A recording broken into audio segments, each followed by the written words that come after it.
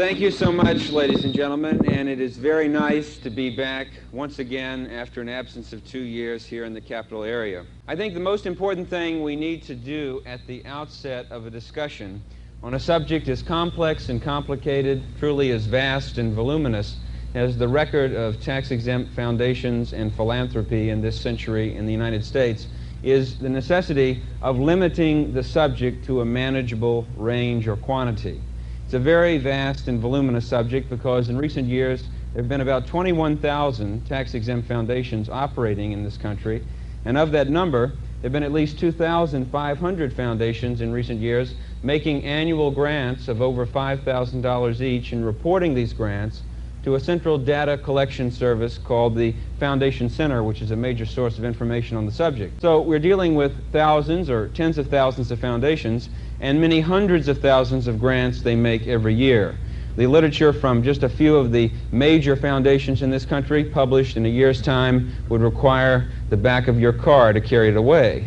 It's a tremendous amount of data. So I should say immediately that I am not critical of the vast majority of tax-exempt foundations in this country because I believe that overwhelmingly most of them over the years have a very praiseworthy record in promoting the various philanthropic, scientific, charitable, educational, cultural, civic, and other purposes for which they were established under federal tax law by their founders. And indeed, many of the criticisms that have been raised against the foundations in recent years are not subject matters which I'm concerned with really in my book or in the talk this evening, so we should get those out of the way. There have been 4 investigations by Congress of tax-exempt foundations in this century, first in 1915, then in 1952 to 1953, then a subsequent follow-up hearing in 1953 to 54, and finally a lengthy series of hearings in Congress during the 1960s, which resulted in the Tax Reform Act of 1969. During those hearings, some of the foundations, large and small, were criticized for sloppy accounting and reporting practices. Others were criticized for maintaining holdings in commercial ventures and enterprises, even though under tax law they were supposed to be non-profit organizations. And some of them were criticized for maintaining high or exorbitant public relations budgets. Others were found to be engaging in close transactions between the foundation itself and the people who created it to the benefit of those people. Also, some of the foundations were found to have their assets effectively remaining under grantor or family control. And during the 1960s, a number of the foundations were criticized for having apparently gone together and collectively influencing investment market patterns and activity in this country. Those are not my criticisms, and I should say that the only investigation which really approached some of my concerns was the investigation in the early 1950s. First of all, the Cox Committee investigation in Congress, and then the Reese Committee in the House of Representatives. These investigations did point out the fact that some of the most influential, powerful, and wealthy foundations, such as the Rockefeller and Carnegie Foundations and the then recently formed Ford Foundation, had been giving their money over the years, the tax-exempt earnings from their investments, to left-wing and pro-communist organizations, and to many individuals and groups that were advocating more government control. A good example of this pattern was the fact that from the early 1920s through the late 40s, an organization called the Institute of Pacific Relations received many hundreds of thousands of dollars for its activities from the Carnegie and Rockefeller Foundations. In the early 1950s, the IPR was shown by the Senate Internal Security Subcommittee to have functioned in this country substantially as an instrumentality of Soviet espionage and propaganda, primarily functioning for the purpose of orienting post-World War II American foreign policy in the direction of turning mainland China over to the communists. That was one of its major purposes. So that's a good example of the pattern that that investigation uncovered, and we'll have need to refer to it later in this evening. But that is not particularly exclusively my concern, just the funding of left-wing or pro-communist organizations and individuals by the foundations, because that is a very vast subject itself. I believe from my research I've been able to establish that some of these foundations, the most powerful ones and some of their smaller allies, have over the years consistently been involved in a truly conspiratorial strategy. And I believe it's very important whenever we use an emotionally charged concept like conspiracy that to avoid as much misunderstanding as possible at the outset, we should define that word carefully. And a conspiracy, it seems to me, throughout all of history, any example we examine, conspiracy has been a uniquely human activity. That's why I suppose we read so little about dogs and cats conspiring. It's a human activity, and it's necessary to distinguish this activity from all others on the basis of some common characteristics that are always present, and they comprise the definition. They are as follows. The individuals who are parties to a conspiracy, first, are advancing basically the same or common objectives. Secondly, they're advancing objectives which most of us would agree by very reasonable standards to be personally harmful, evil, or destructive. Third and finally, they're advancing these objectives without advertising fully in advance what they're planning to do, or we often say they're working deceptively or in secret. Now that's all that's essential to the idea. Some conspiracies in history have chosen optional means and mechanics, some issuing uniforms, others using membership cards. But those are clearly optional mechanics. They're not essential to the point. They're not basic to the concept. What I gave you in the definition is. And it's important to note one other principle. Please note this. This will help you understand many of the things we'll discuss this evening. And that is that the definition says that the parties to a conspiracy are advancing basically the same or common objectives. But please notice, not at all necessarily are they doing so for the same personal reasons and motivations. Now this is very important. I suppose the classic scenario would be a television drama about a fugitive from justice, escaping from the police. He doesn't want to go back to jail. Another person feels sorry for him, shelters him in their home, and in the eyes of the law at least, both parties we know are parties to the same criminal conspiracy to obstruct justice, but we know they're working for different motivations. Now that's a simple principle. Keep that in mind. It will clarify a number of the things we'll be covering. The particular conspiratorial strategy that I'm concerned with, and of which I believe the foundations have been a part, is something that has really been active around in the world for a number of generations, but it's something that was probably best perfected at the end of World War II by the international communist movement in the nation of Czechoslovakia, and it was later put in book form by the Czechoslovakian Communist Party historian Jan Kozak. The title of the textbook, translated into English, read, How Parliament Can Play a Revolutionary Part in the Transition to Socialism and the Role of the Popular Masses. Now this was translated into English and reprinted by a committee of Congress in 1962, and then later in book form. Basically, the strategy said that the conspirators who wished to rule a country, like the United States, would use their influence and infiltration at two levels. First, they would use positions of influence in the leadership of activist organizations at the grassroots level, working among the people, to exert pressure from below. Then they would use their influence, more frequently, in positions of power in the central government, to exert pressure from above, using the power of government most of the time to cause or worsen all kinds of social and economic problems in that country, so that once the problems are obvious, the citizens complain about them, then the conspirators leading the mobs in the streets and the conspirators in the government have the excuse to turn around and suggest solutions to the problems they've worsened, always solutions in the form of higher taxes, more laws, and increasingly dictatorial controls over every aspect of the people's lives. This is to be repeated sufficiently until one day the people wake up in that country finding themselves living in a police state. Since that strategy is so well identified for over 3 decades, has been used by the communists exclusively for conquering new territory since World War II, what I want to do is review a number of issues that you're familiar with in this part of the country as major problems today, show you why I'm convinced they're all part of this conspiratorial strategy to rule us, and how the big foundations are involved. Now, due to limitations of time, we are going to be concentrating primarily on just issues or examples relating to economic problems, property rights issues, and energy shortages this evening. We do not have time to go into many of the social problem examples, but I think to illustrate how this process works, we could take at least one example from the social problem category so we can see how this functions. And I believe in looking for an example there, I don't think we can find any more pressing or obvious social problem since at least the early 1960s than what is still today a rapidly rising, accelerating epidemic rate of violent crime and lawlessness around the nation. The crime rate exceeded a nationwide increase of 60% in the last decade, and it's going up still in all major categories. It's significant that we've seen a number of solutions coming from various sectors.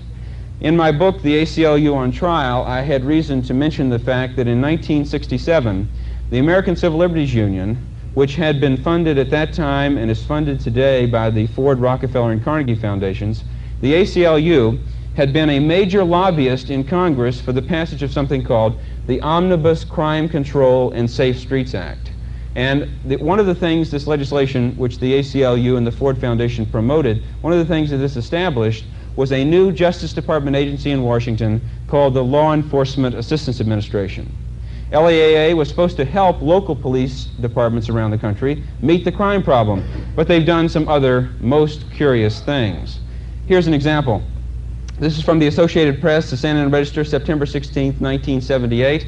It tells us that in 1978, in Northern California, Monterey County, a state jail facility was built, and LEAA provided half of the $4.5 million to build this jail. It was similar to jails that were federally funded in Arizona, Pennsylvania, Mississippi, Texas, Illinois, and Florida.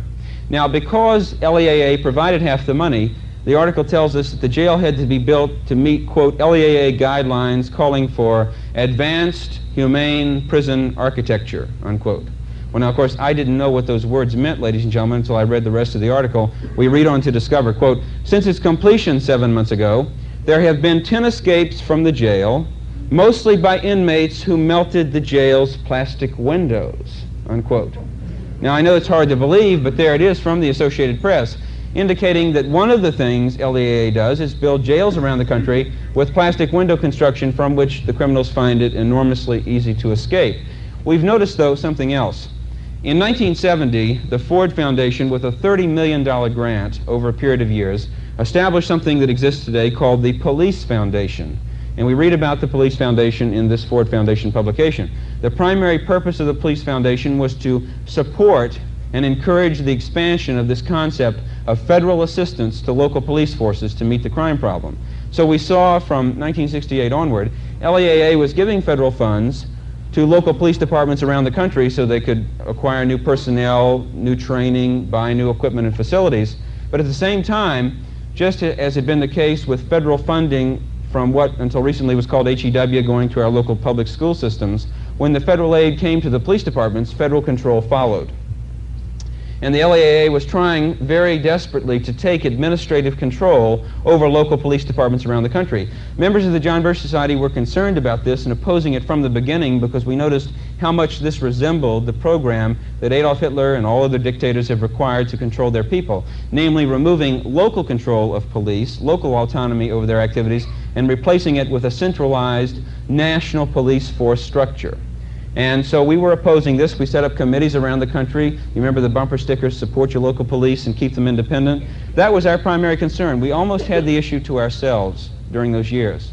Well, I want to tell you that we're very pleased with the progress we've made, because this Ford Foundation finance project that became a federal agency, visibly worsening the crime problem and trying to impose a solution not only of a national police force structure, but also proposing very stiff federal gun control laws and other totalitarian requirements.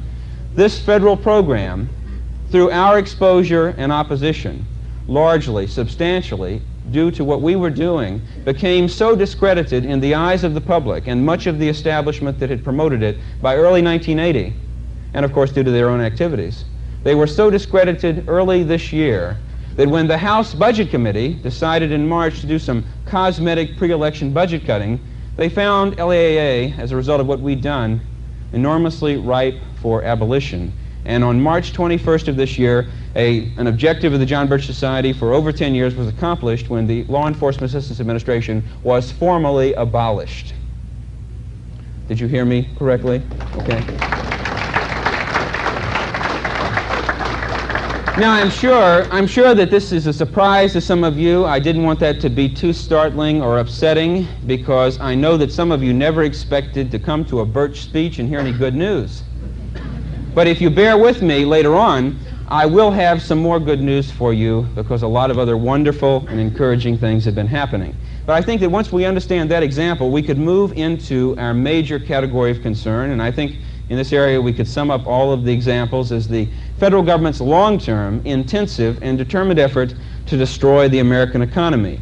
In a nation like the United States, for the central government to cause long-term economic problems that affect everybody, they have to have a means or mechanism for doing so. Usually in the form of a central bank, the government must be able to control the amount of money and credit in circulation in the nation's economy, which means the amount of money and credit in the banking system.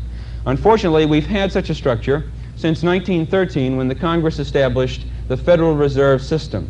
Since that time, the Federal Reserve has functioned as a government monopoly corporation, controlling the amount of money and credit in circulation in the nation's banks, including the credit available for loans through your member banks in this area.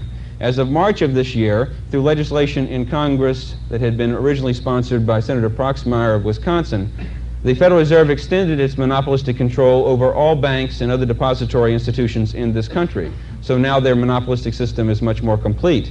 But in recent years, despite many banks dropping out of this system, the Fed was controlling the amount of credit available for loans through banks and on a weekly basis increasing this. Now, in response to that policy, we had two choices we could make. We could go out and borrow some of the credit, purchase something we wanted, or we could have been more responsible, fearing that we were already overextended or might not have a job next year. We might have resisted this temptation to borrow further. If you have done that, ladies and gentlemen, in recent months, don't worry about it, because indeed the federal government's doing that for you also.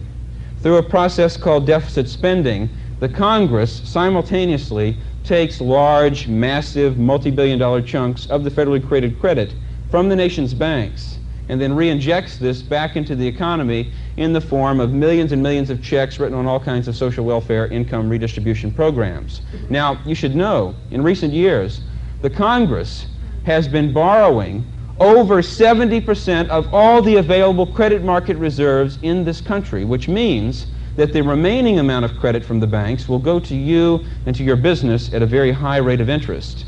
Please keep that in mind, ladies and gentlemen, the next time Jimmy Carter is trying to blame you for the problem and take away your Visa card. What happens is the government has created the credit, injected it into the economy, always at a rate faster than they're simultaneously being produced the new goods and services we buy. So just like in a small-scale auction example we could easily recreate in the room this evening, the price on all of the less rapidly increasing supply of goods and services, all those prices must rise to absorb the new purchasing power bidding against them. The dictionary calls the consequence of this inflation. Now notice I'm blaming the government for the process. You may wonder about this, whether I'm correct, because you've heard Jimmy Carter blaming farmers, housewives, labor unions, and businessmen for inflation. So you may wonder, on what good authority do I have to make this statement? Well, the first authority is the Los Angeles Times, January 9th, 1977, an article by Robert Rosenblatt that told us that in early '77, a committee of the Congress, part of this process, the House Banking Committee, published a report in which they said that the same two-step process I described for you was responsible for causing, quote, more than 70% of the rise in the cost of living between 1966 and 1975, unquote. Notice they're part of the process, they admit it, they continue to do so. Another source of interesting authority is the Ford Foundation. Their Vice President, Roger Kennedy, I think you know the Ford Foundation is the nation's largest tax-exempt foundation, over $2 billion in assets presently, and earning tremendous amounts of money yearly on those assets, spending them for the purposes we'll be describing. The Ford Foundation Vice President Roger Kennedy, in this 1974 article in the Atlantic magazine, said, quote, "The government printed money to pay its debt, and the economy continued to overheat. Inflation increased.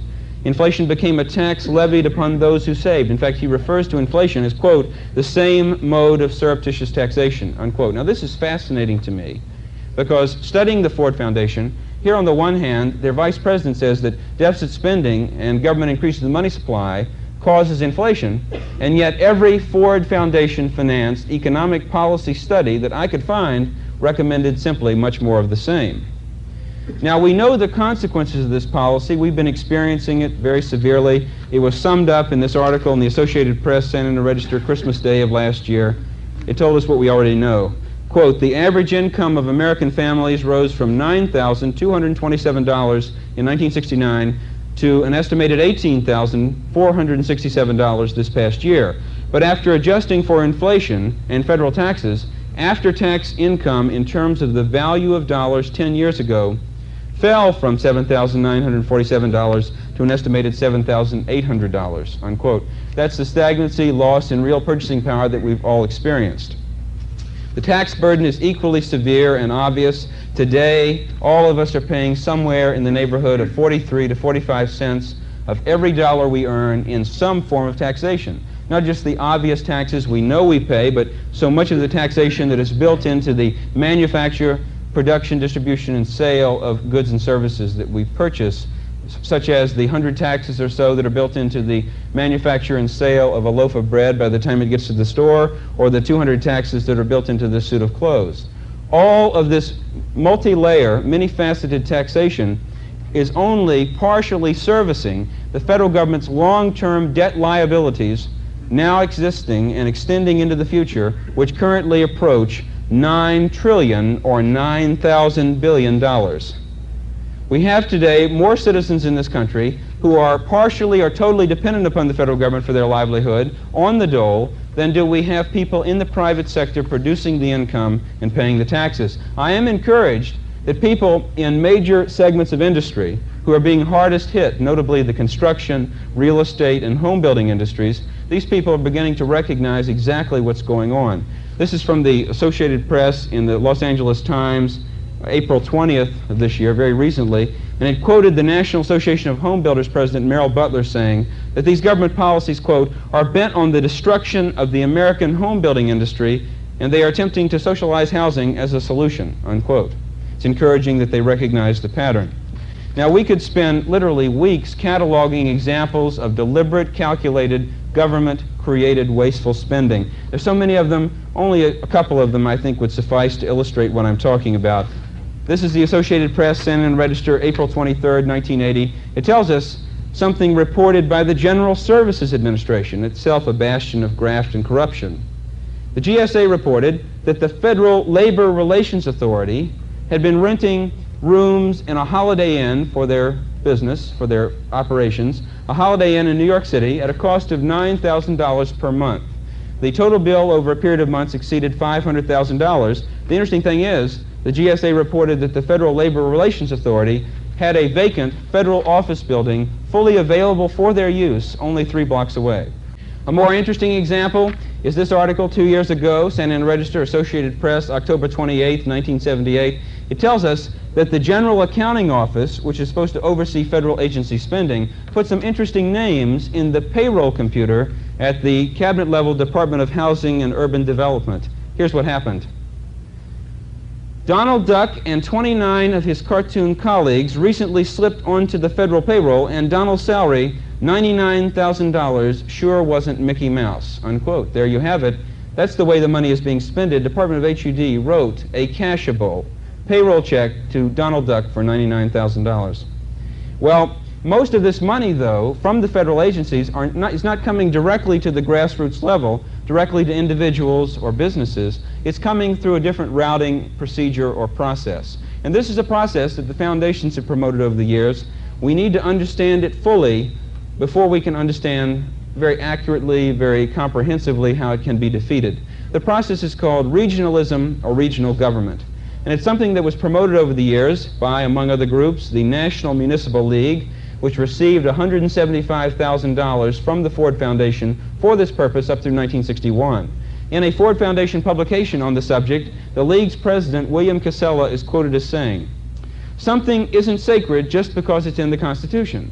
Often it's just the product of special interest pressures, but we've put a halo around it, and people are afraid to remove it. American citizens prefer to have government restricted, except on things they want."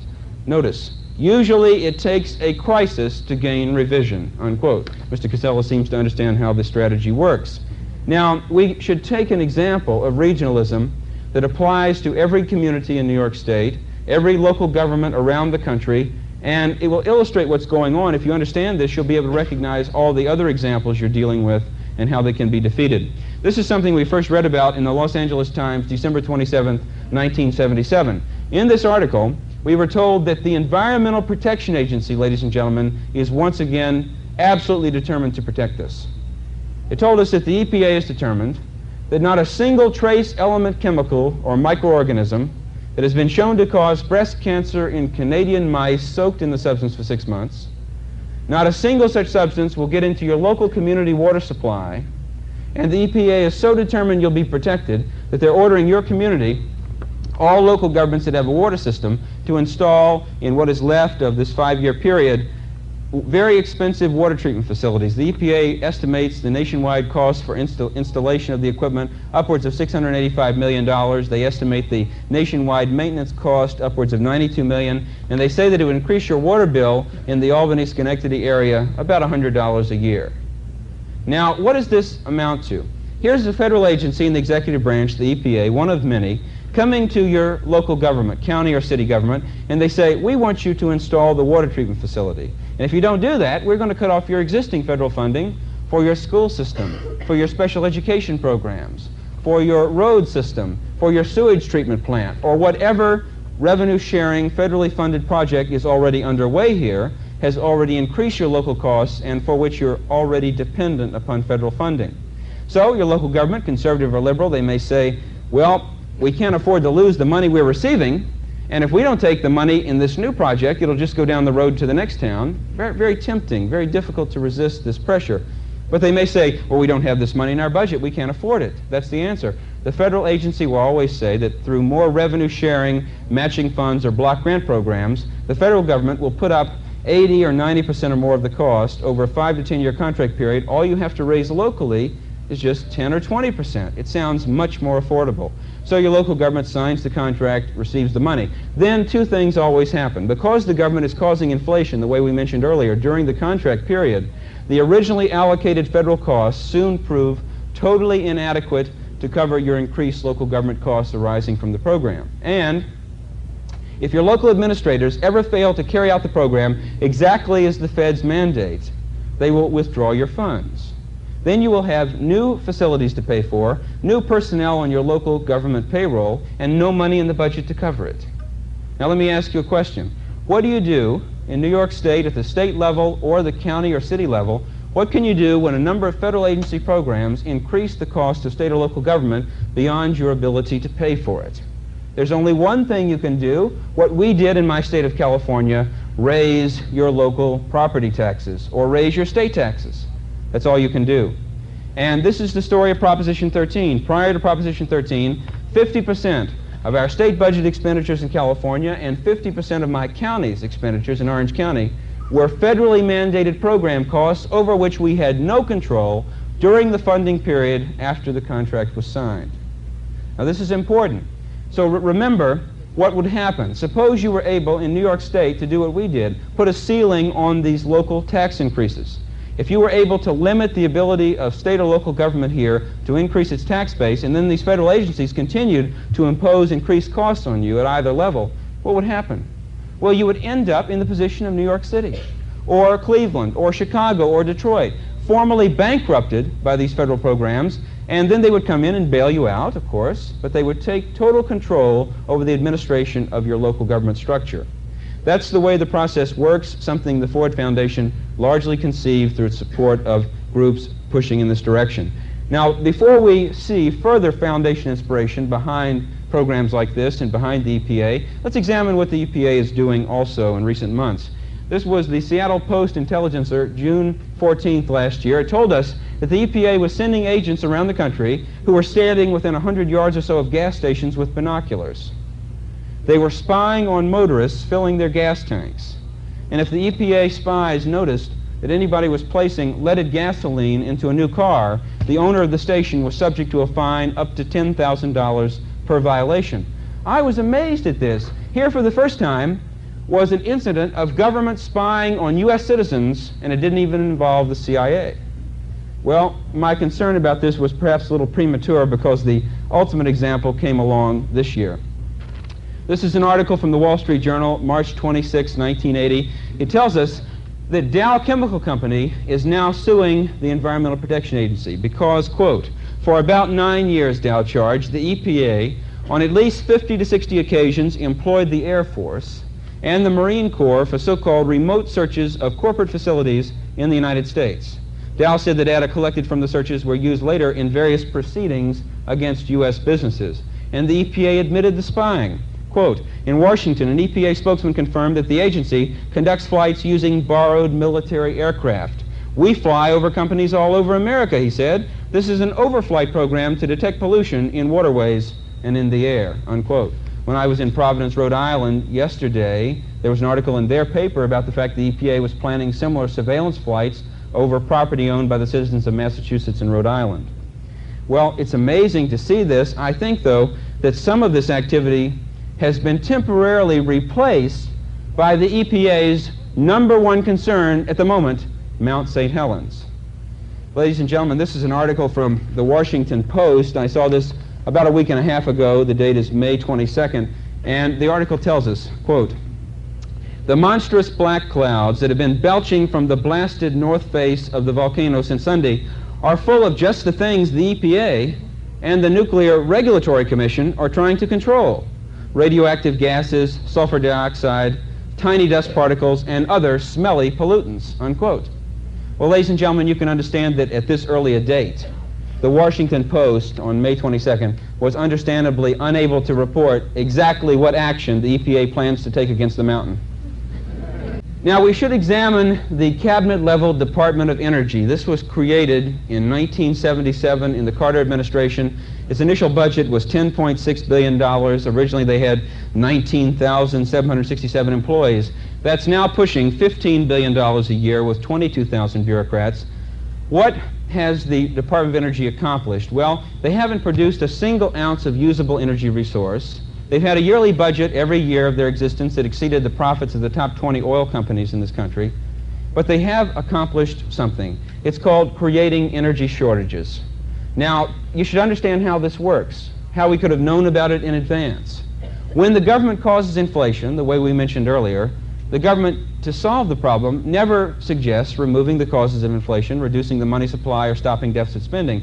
The government always says, well, we've got to have government controls on inflation, wage and price controls, and price controls of an increasingly less voluntary nature always have a predictable result.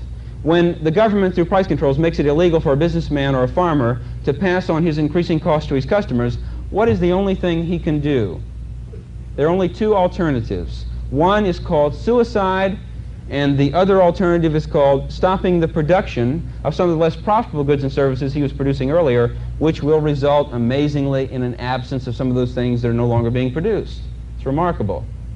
And this is how the government causes shortages, other means, but primarily price controls. And you may be wondering, when I'm saying that the Department of Energy, all the agencies that it absorbed when it was created, that they've caused these shortages, you may wonder if that's just my personal opinion. No, ladies and gentlemen, it's a matter of federal court record. This is the Los Angeles Times, September 22nd, last year. It tells us that in a case brought unsuccessfully by the International Association of Machinists against the OPEC nations, U.S. District Court Judge Andrew Houck ruled that all of the energy shortages in terms of temporary availability of supplies of resources, including the long gasoline lines that we saw last year, all of these were caused by the price controls, the wholesale rationing or allocation policies, and the other regulations of the agencies built into the Department of Energy.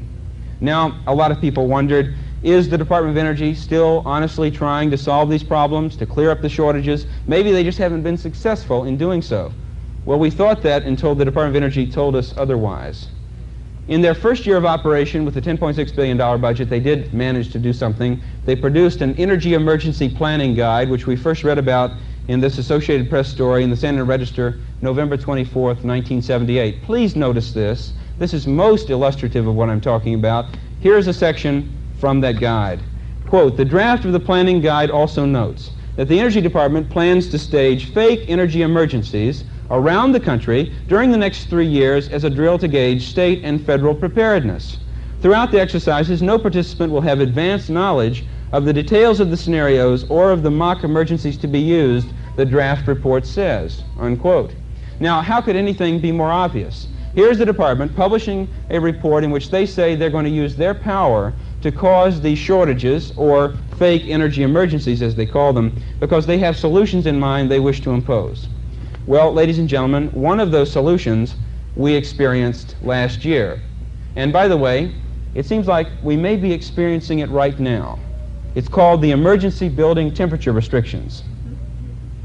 Ladies and gentlemen, I want to say this to you. I haven't met all of you, but you understand that in a room like this, when we have a lot of people present, I'm very pleased that you're all here, it does tend to raise the temperature of the room. And I want to say this to you because I don't know all of you personally. particularly the gentlemen in the audience, you have my full permission to remove your jackets at any point, because I don't want any of you falling asleep during the next 3.5 hours of this talk, okay? Seriously. The emergency building temperature restrictions, please notice, these were imposed by the Department of Energy on all public accommodations, all public buildings, and many private businesses around the country. This is a compliance manual the department sent to businesses. You saw the compliance stickers on businesses in restaurants and hotels. Well, a lot of us wondered, how could the Department of Energy justify coming into private property, into a business, and controlling the use of the energy resources rationed indirectly to them by the state? Or how could the government justify controlling private property, namely the use of thermostats in buildings? Seemed to be the sort of power that Adolf Hitler had in Germany. How could they do it? Well, it's interesting that one excuse the Carter administration had for doing this was a revenue-sharing program, the sending of federal funds through state and local agencies around the country to subsidize the heating bills of poor people in cold parts of the country, like this area. And also, federal funds were sent through state and local agencies to insulate homes and businesses. This resulted in the initial thermostat inspections in private homes in Buffalo, New York in the last 2 winters. A terrible invasion of private property rights and in violation of the Fourth Amendment. Well, a lot of people said, okay, if you're in California paying taxes, and those taxes are going indirectly through the government into someone's home in New York State to pay the heating bill or to insulate the home, then I can see you've got to come in to make sure the money's being spent. Because this sounds like a humanitarian effort on the part of the government to help poor people in cold parts of the country. We all thought that, at least until we saw this article from the Associated Press, the San Antonio Register, January 10th this year. It tells us that the Supplemental Security Income Administration was sending these thousands and thousands of checks out to people to pay their heating bills, checks at $250 each. The trouble is, the checks were going to people, quote, who live in foster care homes or certain nursing homes and do not pay separate fuel bills whatsoever, unquote. So once again, the program had nothing to do with helping poor people, apparently, but it did give the government the excuse for getting a foot in the door. And according to the Associated Press and the San Antonio Register, August 3rd of last year, 8,000 inspectors from the Department of Energy were allocated for such inspections in New York State alone.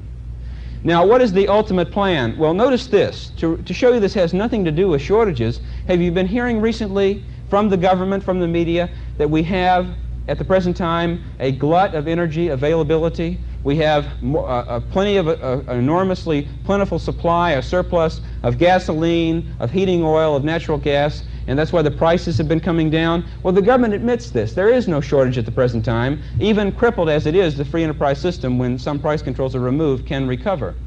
Well, it's interesting that the government admits there is no shortage, and yet they want the controls.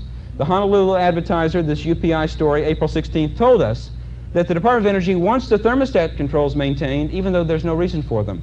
Deputy Director of Energy John Sawhill said, quote, regardless of whether an emergency exists, we think we need these regulations, unquote. So it has nothing to do with shortages. President Carter has ordered that they remain in effect through January 15th. Now, the ultimate plan of the Department of Energy is something called retail gasoline rationing. Fortunately, President Carter does not have independent authority to implement this, or the nation may well have already been shut down. This is a publication from the department telling us that if the gas rationing scheme goes into effect, all of us in this country will be limited to 45 gallons of gas per car per month. And those of you who have not suffered with the new math in the government schools immediately know that that translates directly into 1.5 gallons a day. Now, I don't know how you could function in the capital area of New York State on 1.5 gallons a day with your wheels, but I know that it would shut us down where I live in Southern California. Where are these programs and policies coming from responsible for EPA land use control and Department of Energy devastation of the economy? Well, they're coming once again from the same tax-exempt foundations. A good example is this report. In 1940, some of the powerful members of the Rockefeller family formed one of their smaller tax-exempt foundations called the Rockefeller Brothers Fund. And in 1977, the fund gave a $40,000 grant to the leaders of the various ecologite and environmental control groups around the country, which these foundations, Ford and Rockefeller, had been funding all the way back to the early 1950s. Well, the purpose of this grant was for the preparation of this report. It's called The Unfinished Agenda, the Citizens' Policy Guide to Environmental Issues. Now, those of you who are familiar with the various environmental control groups All of them are represented in this report. The ones that advocated the creation and strengthening of the EPA, the ones that formed the nucleus and the strength of the anti-nuclear movement in this country, and the ones that have been pushing for EPA land use control over every square inch of property in this country, their proposals are incorporated in this report. And if you're familiar with the EPA land use power grabs, this will sound familiar to you. The report proposes that the federal government should, quote, protect lands adjacent to parks, historic landscapes and sites, small towns and rural areas, and encourage careful urban restoration rather than the usual practice of demolition followed by skyscraper construction. Strengthen coastal zone protection to include all barrier islands, marshes, estuaries, and shorelands. Provide for careful federal and state standards for management of the nation's privately owned forests based on ecological principles of forestry. Preserve prime agricultural lands for farming purposes only, and provide extremely careful management of marginal agricultural lands to prevent erosion, fertilizer runoff, and spreading of pesticide residues. All of this recommendation for government monopoly control over land is based on what the report calls a new land ethic, and here it is. All ethics rest upon a single premise, that the individual is a member of a community of interdependent parts. His instincts prompt him to compete for his place in the community, but his ethics prompt him also to cooperate, perhaps in order that there may be a place to compete for. The land ethic simply enlarges the boundaries of the community to include soils, waters, plants, and animals, or collectively the land, unquote.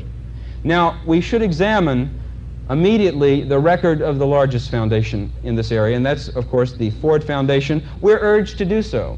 Its former president, McGeorge Bundy, the national security advisor to President Kennedy, asked us to do so. In a publication, he said, quote, the responsibility of the Ford Foundation extends back from mere explanation into a duty to examine how far any particular program may contain within it seeds for misunderstanding, unquote. Well, let's follow his advice and examine one of these programs. This program is the Ford Foundation's Division on Resources and Environment.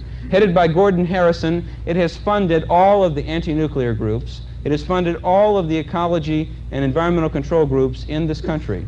Some of them, like Resources for the Future, funded almost exclusively by the Ford Foundation since 1953. Gordon Harrison says this about federal land use control. In some important respects, the most ill-managed of all our natural resources has been living space. Until recently, development of land has been left almost entirely to individual choice, as though community had no physical reality deserving communal concern. The democratic principle that one man's liberty ends where another's begins has never been applied to constraints on the use of land, except when gross nuisances have been redressed at law, and even that remedy has been left ill-defined. Zoning, until a few years ago, has been the only systematic device to control land use with any general acceptance. And he goes on to say, America's failure to discipline the private exploitation of land to social needs results partly from the normal conservatism of institutions, partly from the shortage of planners and leaders who understand what is at stake and what alternatives are feasible, and partly from a shortage of instruments to control land use in harmony with our traditions, or prejudices, if you will, unquote. Now, I want to give you a textbook, perfect example of the Ford Foundation publishing one report in which they admit that government controls, the ones they've recommended all along, have caused our problems, such as energy shortages, and then another simultaneous Ford Foundation study which recommended the solution of total government control over the economy. Here's the first example. In 1974, the Ford Foundation funded an economic policy study by University of Maine economist Thomas Duquesneau. In this report, believe it or not, the Ford Foundation researcher admitted that government price controls and import quotas, which the Ford studies had previously recommended, had caused all recent oil shortages, resulting in U.S. dependence upon foreign oil sources. Now notice, here's one Ford study that admits government causes the energy shortage problem. There is another study of greater importance. In 1972, the Ford Foundation established something called the Energy Policy Project with a $4 million grant. It lasted 2 years, and its project director, David Freeman, published this report as the summary of the project in 1974. It's called A Time to Choose America's Energy Future. This is very important and relevant to what we've been talking about, because David Freeman went on to become a primary staff architect for the design of the policies in Carter's Department of Energy, more responsible for them than any other person. And David Freeman has become, because Carter thought so much of him, a commissioner in the Tennessee Valley Authority. What are some of the proposals in this Ford Foundation solution study of energy? Well, Freeman suggests, quote, a more positive governmental role. This role could range from more stringent implementation of existing regulations and programs to nationalization of certain activities, unquote. Freeman says that in the future, quote, nationalization is an option that may loom larger and seem more attractive, unquote. Keeping with the groups that the Ford Foundation has been funding, Freeman suggests, quote, no nuclear plants beyond those presently operating or under construction, unquote. And notice, in 1974, he was proposing the excuse for federal thermostat control. Financing arrangements to permit lower-income families to install insulation, storm windows, and weather stripping in existing houses. A system of energy stamps, emergency grants, or special allocations of fuel to low-income consumers who demonstrate potential hardship, unquote. And the Ford Foundation has gone further. Their newsletter of February 1st this year says that they've just given Cleveland State University $149,700 to do a new study to determine how best that these emergency fuel allocation grants can reach more citizens. Now, this is not the first time we've heard this kind of advocacy from the Ford Foundation. Let's take an earlier example to indicate the consistency. The Ford Foundation's National Affairs Division Director, Mitchell Sverdov, wrote in 1969, therefore, the times do not call for shrinkage of the responsibilities or powers of the government. After all, a neighborhood cannot accumulate or allocate central resources. Only a central government can. The neighborhood cannot by itself support a complex social service system. Only a central government can. The world is too complex for an abatement of government powers. If anything, the role of government must be strengthened, if for no other reason than that all of the programs depend on a pervasive and even coercive taxing system. In fact, we will find that effective decentralization and participation depend on having a high degree of central authority in the government decision-making process. Now notice, that was 1969. 2 years later, in 1971, Sverdov wrote of his understanding of how the foundations and government officials work together. Please notice this process. Our third main goal, strengthening the capacity of government, is really defined by the first two, since the problems of poverty, minorities, and environmental protection are so vast that they require large-scale public intervention, no matter how great the contribution from private sources. Although foundations have a tendency, especially since the hot Washington summer of 1969, to regard the federal government with a good deal of caution, the fact is that the Ford Foundation and many others collaborate closely with government, especially in Washington. Very often, federal agencies look to foundations to break new ground before the government is willing to embark on a collaborative effort, unquote. So he seems very clearly to understand how this process works. In recent years, people have wondered, why have the Ford, Rockefeller, and Carnegie foundations, in addition to promoting groups and policies that strengthen the executive branch of the federal government here, why have they promoted organizations like the Council on Foreign Relations, like the Trilateral Commission, which have international power objectives? Many of you know, I'm pleased to say, that the Trilateral Commission was established in 1972 by that great commoner and man of the people, David Rockefeller, for the purpose of promoting goals that he had in mind.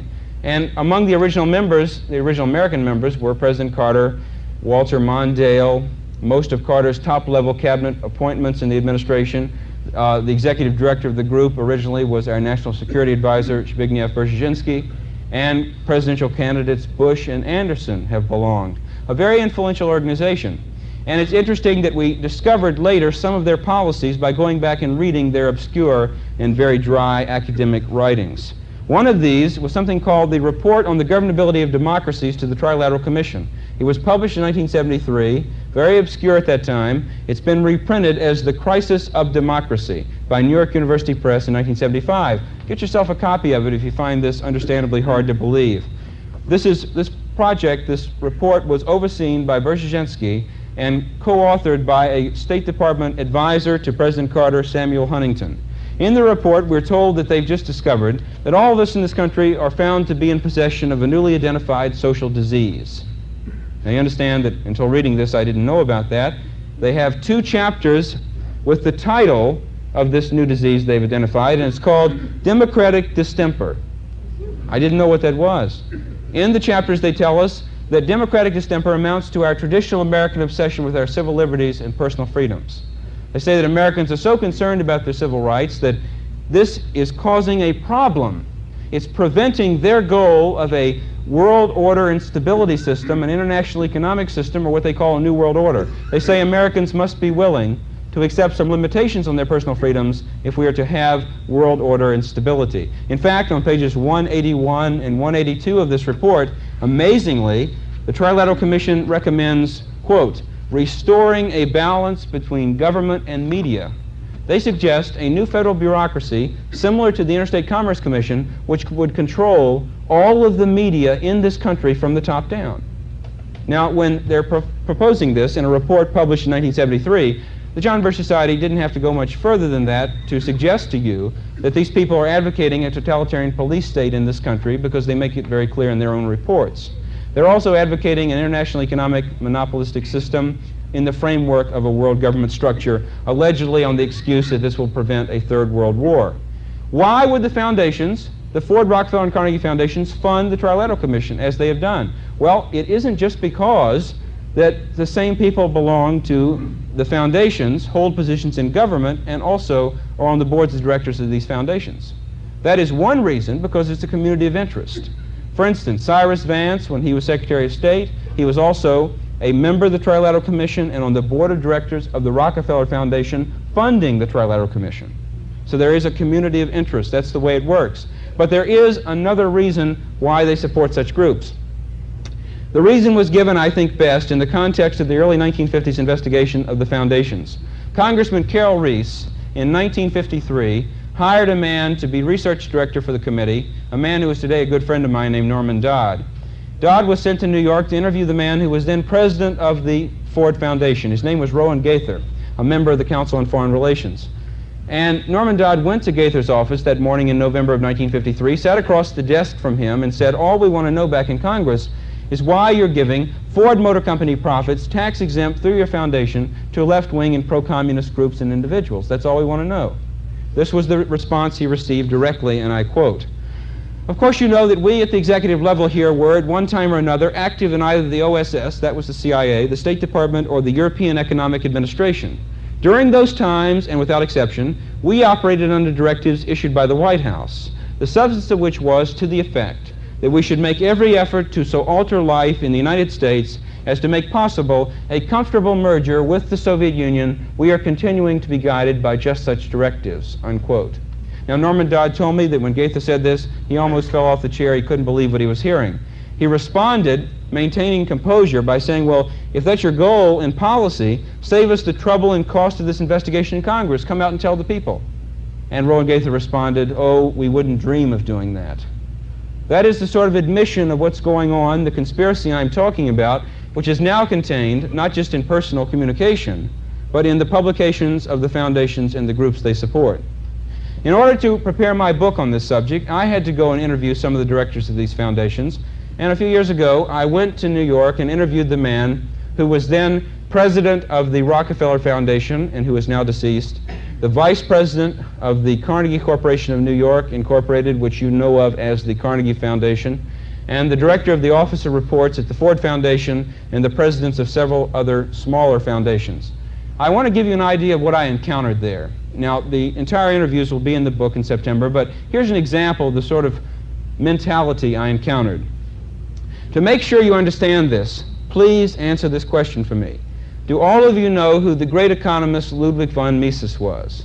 If you don't know, please don't be embarrassed, because I want you to understand what I'm talking about, and I would like to explain that. Does anyone here not know who Ludwig von Mises was? Okay, please let me explain. Ludwig von Mises was probably the greatest economist in this century, advocating economic freedom, advocating an unregulated, laissez-faire capitalism, a free market economy, an economy in which the government was not regulating economic activity, and a solid, sound currency backed by gold or silver. In other words, he was probably, in the academic world, the greatest defender of economic and personal freedom. Okay, Ludwig von Mises and his predecessors and his associates came from Austria. That's why they were called in the academic world the Austrian School of Economics. Now, I think you know that since World War II, Austria has been under socialism. Does everybody know that? Austria is a socialist economy. They don't have free enterprise. So, the Austrian School of Economics refers to the fact that these people came from Austria. It has nothing to do with Austria today. When I conducted my interviews, a representative of the Austrian School of Economics, Friedrich Hayek, had just been a co-recipient of the Nobel Prize in Economics, and it was in the newspapers, on the front page. He was a member of the Austrian School of Economics. So, I went to see President John Knowles at the Rockefeller Foundation, Richard Maggott at Ford, and David Robinson at Carnegie, and I said, look, I've been through your reports in recent years. I've seen that you've given money for economic policy studies to Keynesian economists, the economists who control our government, advocate deficit spending and government regulation of the economy. You've given money to Keynesian economists in universities. I've seen that you've given money to the University of Chicago and Milton Friedman, the so-called Chicago School of Economics, which, contrary to what was given to some of you when you came in this evening, Milton Friedman is a far more consistent advocate of free enterprise, but he is not entirely a consistent advocate of free enterprise because he does advocate some government intervention and involvement in the economy.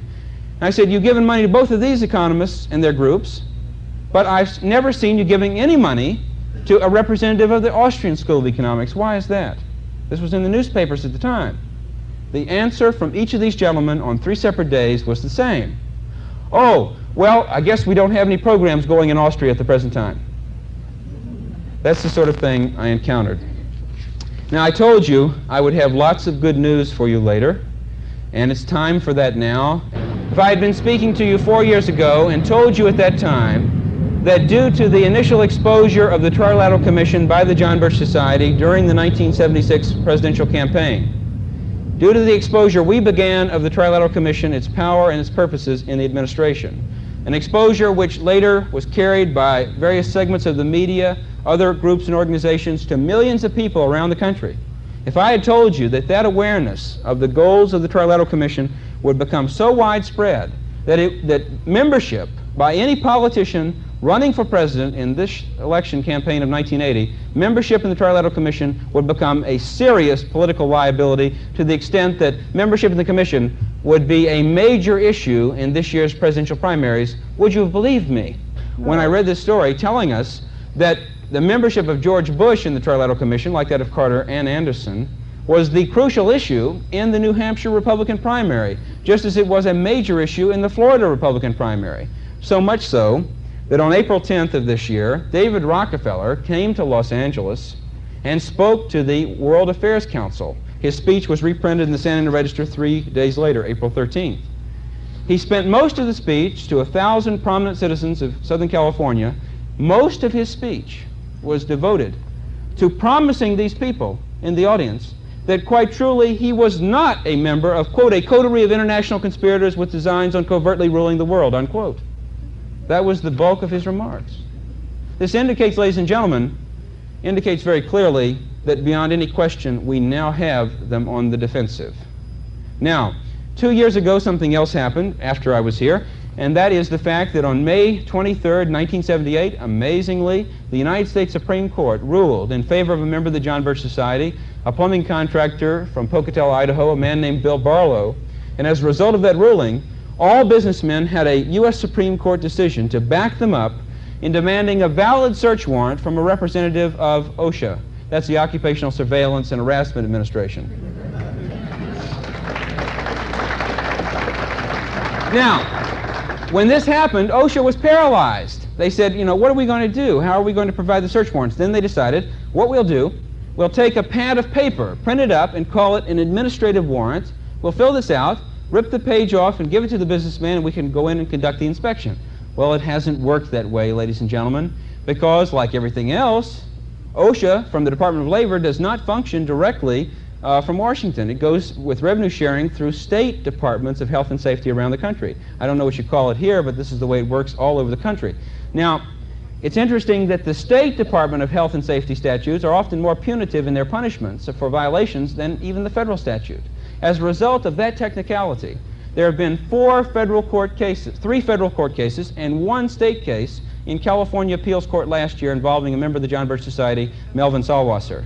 As a result of these 4 cases, now all businessmen have federal court precedents to back them up in demanding not only a valid search warrant from any federal regulatory inspector, but also valid probable cause, which means that if they do not have a prior citation they're going back to reinspect, or a previous complaint from an employee, if you demand the search warrant and the probable cause, they cannot come into the private property of your business. And thank you. Now, you should know this does not apply just to OSHA. It applies to any federal regulatory inspection on private property, in a business or a home. Therefore, it's now being applied to SEC inspections of stock brokerage firms. It's being applied to FDA inspections of drug and vitamin manufacturers. And ladies and gentlemen, some of us took it upon ourselves this year actually to apply it to a very famous invasion of privacy that is called the United States Census Bureau. Now, I should say, I'm very rarely surprised when I get something in the mail that is unusual, that, causes me to pause for a few moments, but this one did. I got this in the mail a few weeks ago, and it's a piece of literature from an organization asking for money so they can run full-page ads in big newspapers because they're terribly concerned about something. The group is called the Committee to Save OSHA. It's headed up by such worthies as UAW President Douglas Fraser, people like this, and they're saying that they're very concerned because in Congress at the present time, OSHA is literally at death's door and about to go out of existence. Now, I think you know that one of the longest-running federal harassment bureaucracies in this country, going back to the Wilson administration, one of the original plans of Marxist conspirator Edward Mandel House, was the Federal Trade Commission. And the Federal Trade Commission is having a tough time today staying alive because the Congress, in the last 30 days or so, has let it go without any funding for over 48 hours. 2 entire days of starvation economically, which indicates that I think we can maintain the removal of funds from the Federal Trade Commission, as we did with the LEAA, as we did with the BATF's attempt to set up the computerized federal government gun list in early 1978, as we did with the IRS's attack on private Christian schools. We can do this to the FTC and pretty soon put it out of existence. Now, have you noticed something this year of interest? Have you noticed, ladies and gentlemen, that there are some congressmen, members of the House of Representatives, who are not going to seek re-election? Some of them are retiring from office. They've already announced this, and this is just like 2 years ago. We heard over 30 members of the House retiring from office in 1978, most of them saying that they were retiring because they couldn't take it any longer. They couldn't stand the heat they were receiving from their constituents. Well, here's an article that expressed that outrage. This was Family Weekly, May 28, 1978. It quoted one of the congressmen who retired 2 years ago, Representative Lloyd Meads of Washington State. He says, quote, "People don't write in anymore and ask you to do something. They demand that you do something. They are snarly, bitish, inconsiderate, intemperate, and demanding. They call you in the middle of the night from a bar demanding you vote a certain way. You can tell they're blasted," unquote. Well, of course, I'm sure, ladies and gentlemen, this doesn't apply to any of us, but certainly you can tell the congressmen know that this discontent is being expressed from the grassroots level. Now, who is expressing this communication of discontent at Congress? Well, of course, you know there are a lot of organizations, individuals in this country who write letters to Congress all the time. But you should know the John Birch Society is uniquely organized around the country, so we're able to do something continually that no other group has been able to do. We're organized so that when I'm at home where I live in Southern California, I'm not sitting there, and my friend Jenny Lavin, formerly of this area, is not sitting there either, writing letters to members of Congress in our area just on matters of local interest. No, we're not doing that. And our members in the capital area of New York are not deciding, well, there's a bill in Congress I like, so I'm going to vote sent right to my congressman just on that. We're organized so that we're able to do something differently. We pick the same limited number of pending bills that are up for vote in Congress that will be considered soon, major priority issues, and all members of the Birch Society get together during the same 2-week period every month, month after month, and write letters just on this limited number of pending measures. We're all writing letters on the same ones at the same time. This is how we have been able frequently, when a bad bill was coming up for vote, maybe it's coming up a week later, we only have the weekend to work on the matter, we get the word out to our chapter leaders, and ladies and gentlemen, we have often been able to generate so many hundreds of thousands of cards, letters, telegrams, and phone calls into Washington, even over a 72-hour period, that when those poor, exhausted, overworked congressmen finally drag themselves back to work on Tuesday mornings. If you go to Washington, you see they only work Tuesday through Thursday. They do not work on Monday or Friday. When they get back to work on Tuesday, they've often been unable to get into their offices because the mailbags we created over the weekends were blocking the doors. How effective has it been? Well, How do we know we write these letters? How do we know we deliver the mail? Years ago, we used to tell our members to go home after the monthly meeting and write those letters to Congress later that week. Now we know we can't trust anybody.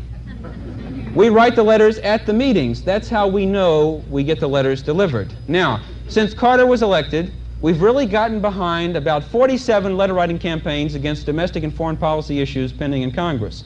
Of the 47, we have won 27 of them, we have lost 11, and the remainder are still pending largely in our favor.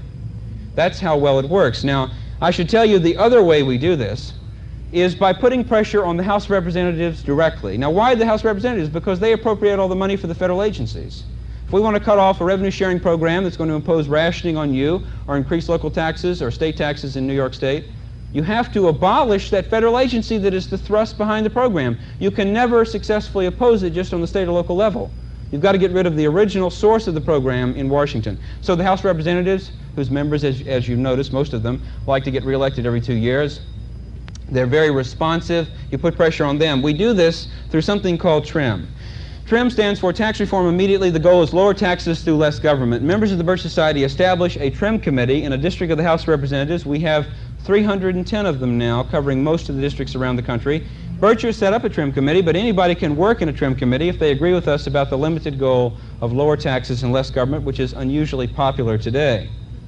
With this TRIM bulletin, we print it up in the tens or hundreds of thousands of copies every quarter, and we distribute it not just to our friends and members, but to everybody we can reach in the district, because in addition to short readable articles on federal taxes, spending controls, on the back of the bulletin you have the voting record of the member of the House of Representatives from that district, regardless of party affiliation. We list the major bills in the House the last quarter, the most expensive bills that would have increased inflation, taxes, controls on business, all of these bills. We give you the source of the information, the total cost of the bill in terms of new national debt if passed, the average cost per household, and then if the congressman voted on the bill, how did he vote?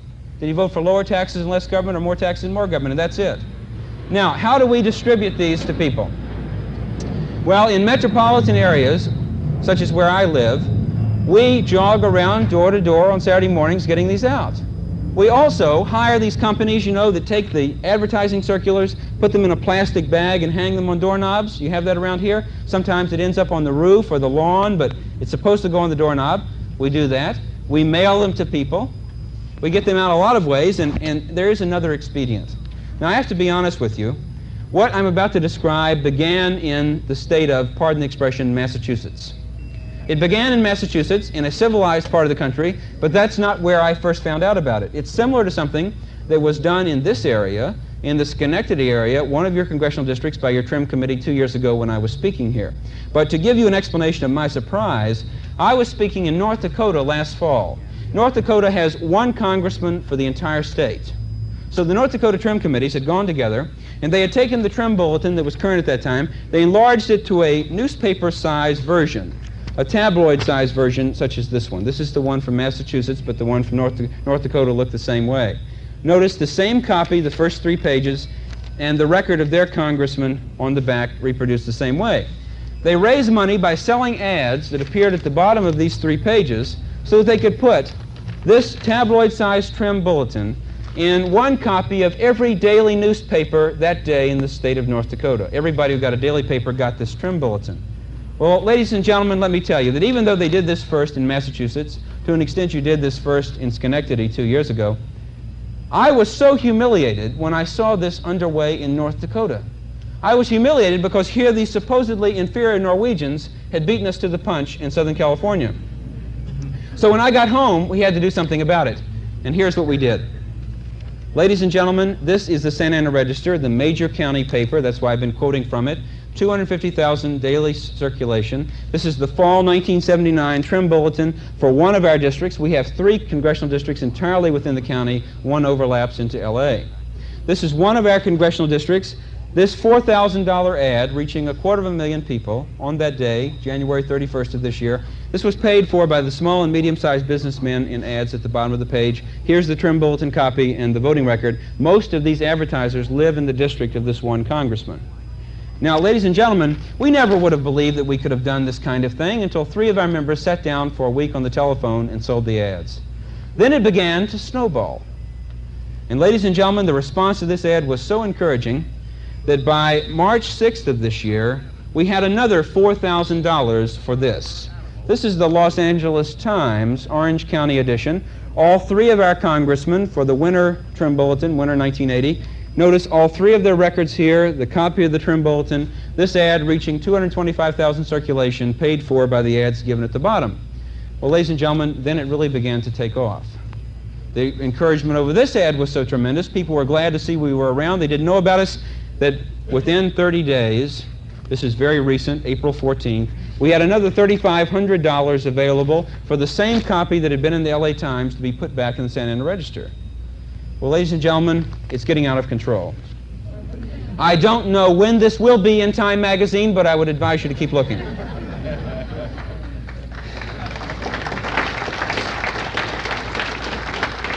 Now, let me give you one statistic about what Trim has accomplished and what the letter writing has accomplished. Here is the statistic, very important.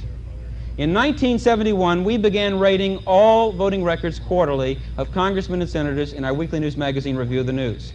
And in 1971, before Trim, before the letter writing was well underway in the current manner, there were only 6 members of the House of Representatives who were that quarter voting in the conservative direction 90% of the time. As of July of last year, there were 122 members of the House voting 90% of the time that quarter for lower taxes and less government, and that wasn't even an election year. They're all John Birchers this year. Haven't you been hearing that? Okay, so probably this increase will be more dramatic this year. All we have to do is maintain it and increase it that way once more again, and do you realize what we would have done?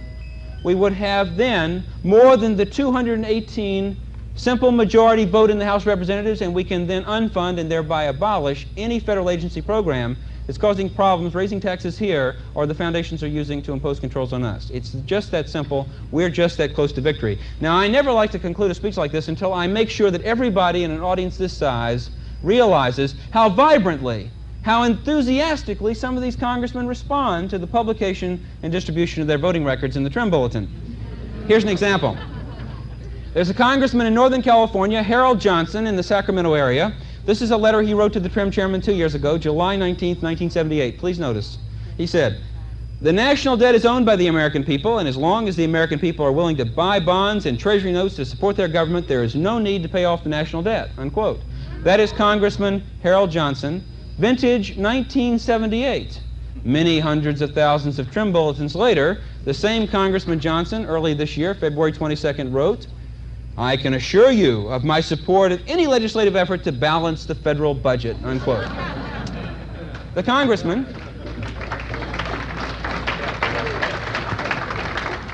you might say the congressman has had an experience on the level of a personal revelation.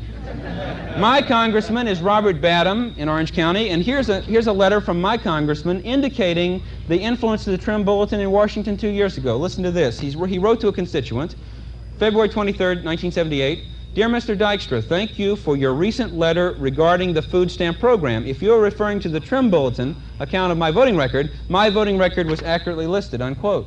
Now, I was with Mr. Dykstra the night that he wrote his letter to the congressman, which prompted this response. I saw the letter. There was no mention in the original letter of the Trim Bulletin whatsoever. See, they know where the information is coming from. Here's a letter from Congressman Jack Edwards of Alabama, April 21st, 1978, to the Trim chairman. Notice, in response to one issue of the Trim Bulletin, Congressman Edwards devoted 2.5 pages of type to explain away his votes. One sentence is most illustrative. Quote, "You obviously want me to vote no on everything except adjournment, but that's totally unreasonable," unquote.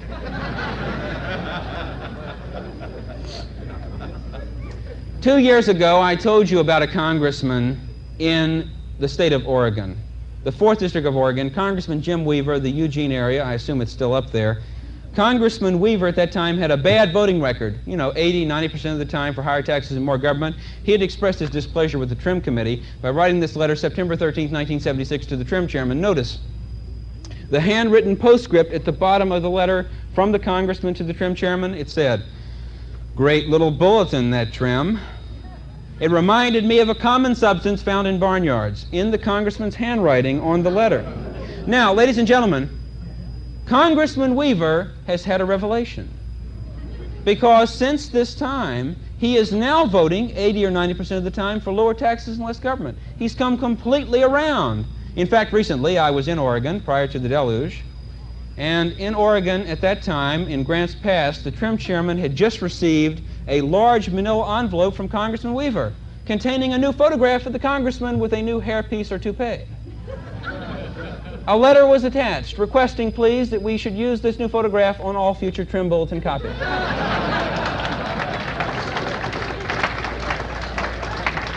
Now, ladies and gentlemen, what I'm going to tell you now, I'm not suggesting that you do this. Do you understand me? I'm just telling you about it. I thought you'd be interested, but I'm not advocating this. Okay.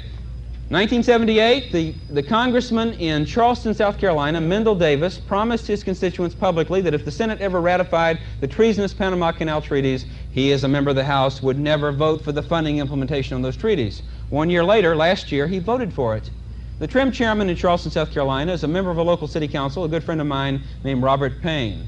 Robert looked up the action of Congressman Davis in the dictionary and found the word liar. Robert wrote a letter to the congressman pointing out what the dictionary said, and Robert added the word skunk.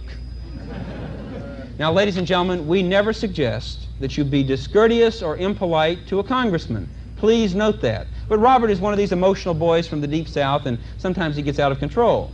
In response to the letter, Congressman Davis wrote back saying, "Henceforth, I will not be answering any more of your letters.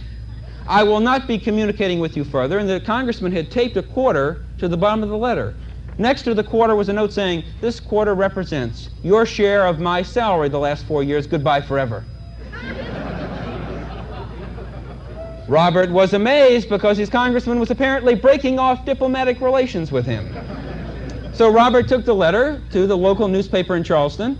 They gave it to the Associated Press. They gave it to UPI. Apparently, they gave it to NBC, CBS, and ABC because it was featured on the NBC Today program. I even have an article from a newspaper from Paris, France that covered the story. In response to international publicity over the refusal of a congressman to answer correspondence from an irate conservative constituent, Congressman Mendel Davis has subsequently announced that he probably will not be seeking re-election this year. Well, ladies and gentlemen, I believe that just in the past few minutes from these examples alone, I've proven again something to you. I've proven to you that if you want to be today no longer unnecessarily discouraged or frustrated about anything you see going on around you, if you would rather be involved in a series of programs and activities that are not only succeeding in breaking through the mass media barrier and exposing the conspiracy to millions of Americans, but also programs and activities that are exerting enough pressure from the grassroots level on the House of Representatives to reduce the size, cost, and power of the executive branch, to abolish agencies like the Law Enforcement Assistance Administration. If you want to see yourself that effective so you know specifically the legislative victories you've helped to win, you have no other realistic alternative except to become involved in at least these key activities as a member of the John Birch Society and our trim committees, and perhaps, if you're really sincere and serious about that goal for the future of individual freedom, that you have somewhat of a moral responsibility to join with us tonight. And I just want to say to this magnificent attendance once again in the capital area, I want to thank all of you for coming out tonight and letting me go on so long. Thanks so much.